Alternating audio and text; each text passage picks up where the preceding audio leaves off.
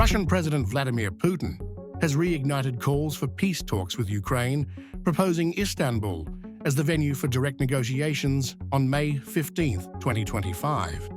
This choice raises eyebrows, as Türkiye, a NATO member, hosted failed talks in 2022. So why is Putin trusting Türkiye again, and what makes it a strategic pick? Putin's proposal offers Kyiv a return to the negotiating table without preconditions, referencing the 2022 Istanbul talks that collapsed. The ceasefire regime has been violated by Ukrainian formations almost 5,000 times. Nevertheless, we consider it a holy holiday to celebrate Victory Day. We propose to the Kiev authorities to resume the negotiations they interrupted at the end of 2022, to resume direct negotiations, and I stress, without any preconditions. We propose to start them immediately next Thursday, May 15th, in Istanbul, where they were previously held and where they were interrupted. But why Türkiye, a NATO nation, after the 2022 failure? That round saw a draft agreement initiated by Ukraine's team, only to be allegedly scrapped under Western pressure.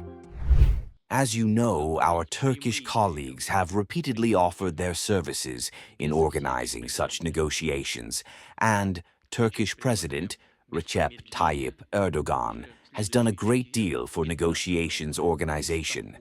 I remind you that as a result of these negotiations, a joint draft document was prepared, and it was initialed by the Kiev negotiating team head. But at the insistence of the West, it was simply thrown away. Tomorrow, we have a conversation scheduled with the President of Turkey, Mr. Erdogan. I want to ask him to provide such an opportunity for negotiations in Turkey, hoping that he will confirm his desire to facilitate the search for peace in Ukraine. Despite this, Putin's renewed trust in Türkiye stems from its unique position. Unlike most NATO allies, Türkiye has not joined Western sanctions against Russia, maintains robust trade ties, and balances support for Ukraine's territorial integrity with pragmatic diplomacy. Putin views Türkiye, alongside Hungary and Slovakia, as a good NATO nation, countries that prioritize national interests over strict alliance conformity, making them more palatable mediators for Moscow. Turkey's importance to both leaders is undeniable. For Putin, Türkiye is a critical economic partner, facilitating energy and trade routes, bypassing Western sanctions, including the Turk Stream pipeline. Its control over the Bosphorus Strait ensures Russia's Black Sea access, vital for military and commercial interests.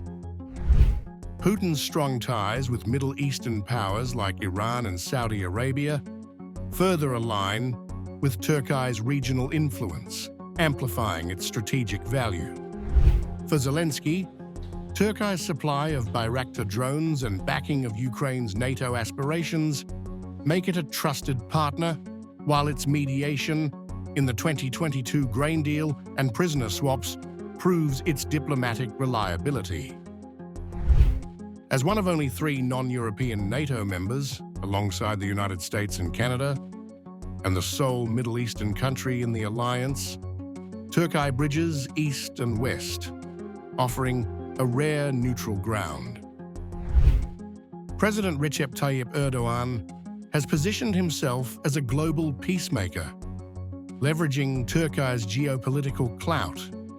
The 2022 Black Sea grain deal and prisoner exchanges showcased Ankara's ability to broker deals where others failed. Yet, Türkiye's neutrality is complicated by its deep ties to Middle Eastern power. Putin's warm relations with Iran, Syria, and Gulf states resonate with Türkiye's regional ambitions, but this raises questions. Is Türkiye truly neutral, or is it under the Middle East's thumb, as some analysts suggest? Its strategic choice as a host may reflect Putin's aim to align talks with a region where he holds sway, while still operating within a NATO framework to signal openness to the West. Ukraine responded cautiously but optimistically. President Zelensky called Putin's proposal a positive sign, stressing that a full, lasting and reliable ceasefire must precede talks. It is a positive sign that the Russians have finally begun to consider ending the war. The entire world has been waiting for this for a very long time.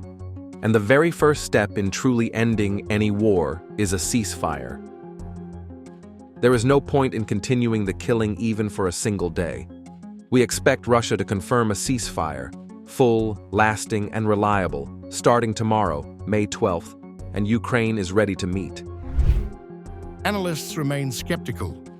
The battlefield has shifted since 2022, with Russia consolidating gains and Ukraine bolstered by Western aid.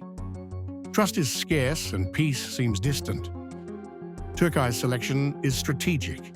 Its NATO status lends legitimacy, its Middle Eastern ties align with Putin's regional alliances, and its track record offers hope. Yet, the 2022 failure looms large. Can Erdogan deliver where others faltered? Or is this another Kremlin gambit to shift pressure onto Kyiv and its Western backers? Only time will tell if Turkey can bridge the divide.